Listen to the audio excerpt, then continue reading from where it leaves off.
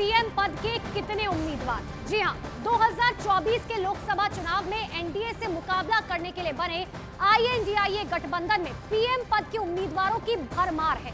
पटना, बेंगलुरु और मुंबई में हुई बैठकों के बाद भी अब तक ना तो सीट शेयरिंग का फॉर्मूला तय हो पाया है और न ही प्रधानमंत्री पद का कोई दावेदार तय हो पाया है।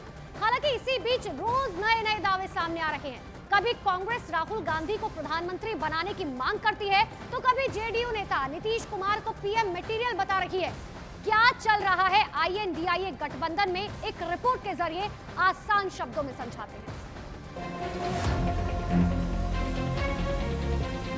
कांग्रेस के एक एक वर्कर का ख्वाब है, सपना है, हम सब चाहते हैं कि राहुल गांधी देश के प्रधानमंत्री बने।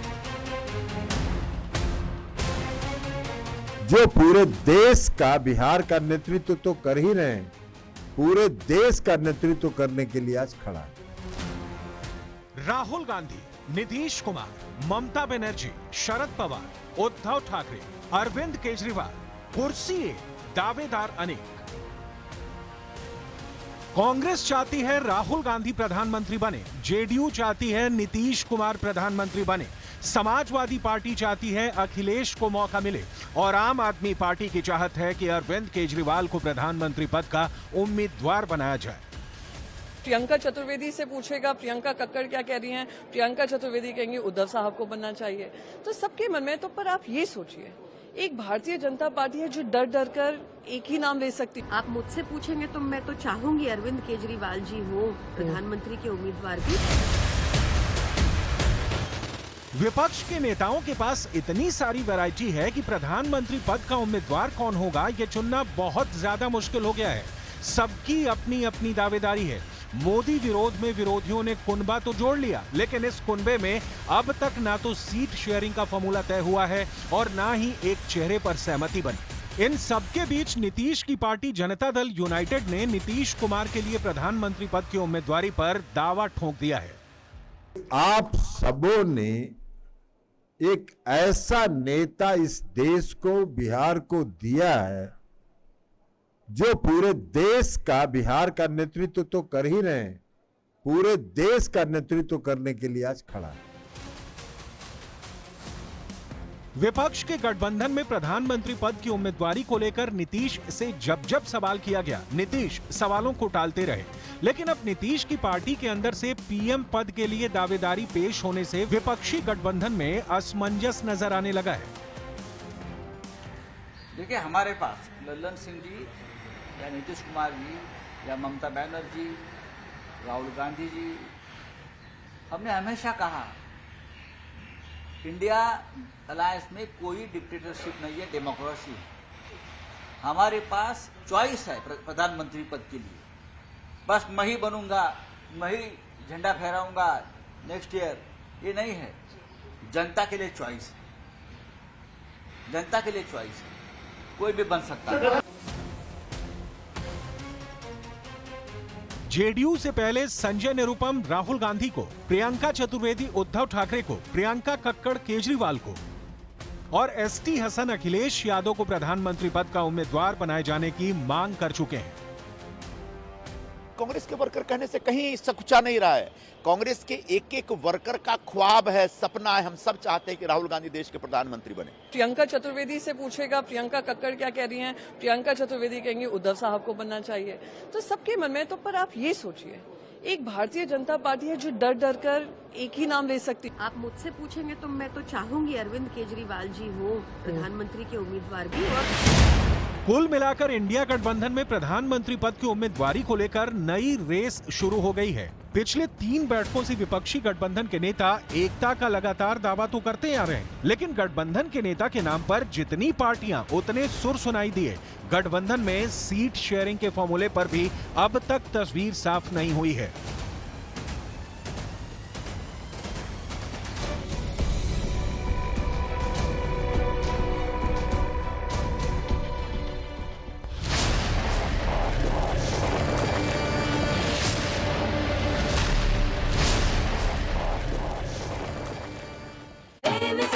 प्रिंस मोहम्मद बिन सलमान का जोरदार स्वागत भी किया गया, जिसे देखकर वो भी गदगद हो गए। राष्ट्रपति भवन में एक द्विपक्षीय बैठक का भी आयोजन किया गया, जिसमें दोनों देशों के बीच कई मामलों पर चर्चा हुई। बैठक के दौरान G20 शिखर सम्मेलन भी छाया रहा। G20 शिखर सम्मेलन में आपकी मूल्यवान भागीदारी ने हमारे दोनों देशों के बीच बहुमुखी साझेदारी को और मजबूत किया। दोनों देशों के बीच द्विपक्षीय बैठक में व्यापार और रक्षा संबंधों को मजबूत करने पर ध्यान केंद्रित किया गया। भारत के दौरे पर आए सऊदी अरब के क्राउन प्रिंस मोहम्मद बिन सलमान को राष्ट्रपति भवन में गार्ड ऑफ ऑनर दिया गया। इससे पहले क्राउन प्रिंस मोहम्मद बिन सलमान G20 की बैठक में भी शामिल हुए थे, जिसके बाद भारत की उनकी राजकीय यात्रा शुरू हुई। राष्ट्रपति भवन में सऊदी अरब के क्राउन प्रिंस को गार्ड ऑफ ऑनर देकर उनका स्वागत किया गया। भारत के दौरे पर आए सऊदी अरब के क्राउन प्रिंस ने दिल्ली में प्रधानमंत्री नरेंद्र मोदी के साथ द्विपक्षीय बैठक की। उनके साथ सऊदी अरब के कई मंत्री और बड़े उद्योगपतियों के एक समूह ने भी इस बैठक में हिस्सा लिया। और इस दौरान रक्षा, ऊर्जा और व्यापार बढ़ाने को लेकर कई अहम समझौतों पर दोनों देशों ने दस्तखत किए, जिसे प्रधानमंत्री नरेंद्र मोदी ने ऐतिहासिक कदम बताया। भारत के लिए सऊदी अरब हमारे सबसे महत्वपूर्ण स्ट्रेटेजिक पार्टनर में से एक है। पीएम ने उम्मीद जताई कि रिश्ते मजबूत होने से भारत और सऊदी अरब दोनों को फायदा पहुंचेगा। अफ्रीकी देश लीबिया से डैनियल तूफान की डरा देने वाली तस्वीरें अब सामने आई हैं। वहां के अलग अलग इलाकों में इस तूफान ने जमकर कहर ढाया है। तूफान की वजह से करीब 2000 लोगों की मौत की आशंका भी जताई गई है, क्योंकि तूफान ने सब कुछ तहस नहस कर दिया। वहां के सूसा शहर में हालात काफी खराब नजर आए। चारों तरफ सिर्फ तबाही के निशान दिखाई दिए। कारें ऐसे टूटी मानो उन पर किसी ने बड़े बड़े पत्थर फेंक दिए हों। तेज हवाओं की वजह से कारों को काफी नुकसान पहुंचा। इतना ही नहीं, डैनियल तूफान की वजह से कई इमारतें भी धराशायी हो गईं। वहां से सामने आए एक वीडियो को देखकर वहां हुई तबाही का अंदाजा आसानी से लगाया जा सकता है। टूटे हुए मकान, टूटी हुई गाड़ियां और बर्बादी के अलावा वहां कुछ भी नजर नहीं आया। अफ्रीकी देश लीबिया से डैनियल तूफान की डरा देने वाली तस्वीरें सामने आई। ये वही तूफान है जिसने बल्गेरिया और ग्रीस में तबाही मचाई। ग्रीस में डैनियल तूफान की वजह से 15 लोगों की मौत हो गई, जिसके बाद ये लीबिया के पूर्वी हिस्से से टकराया। और वहां से तूफान की डरा देने वाली तस्वीरें आई, जिसमें समंदर से उठा बवंडर आगे बढ़ता नजर आया। इन तस्वीरों में आसमान में चमकती बिजली ने तो और डरा दिया। ये तस्वीरें लीबिया के बेंगाजी शहर से आई, जो भूमध्य सागर के किनारे बना है और अफ्रीकी देश लीबिया का दूसरा सबसे ज्यादा आबादी वाला शहर है। वहां डैनियल तूफान ने हाहाकार मचा दिया। समंदर में उठे बवंडर से बेंगाजी में ऐसा सैलाब आया कि कारें सड़कों पर तिनकों की तरह बहने लगी। वहां ऐसी जबरदस्त बाढ़ आई कि ढेरों गाड़ियां डूब गईं। कार में फंसे एक शख्स की मौत की भी खबर आई।